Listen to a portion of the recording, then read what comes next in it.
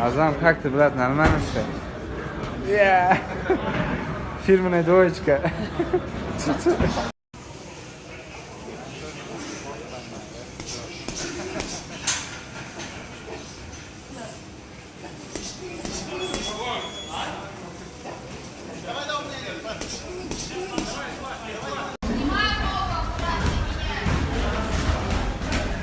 Хоп.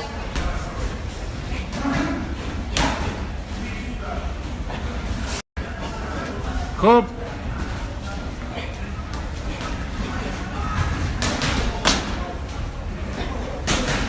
Вещи — это не взрыв.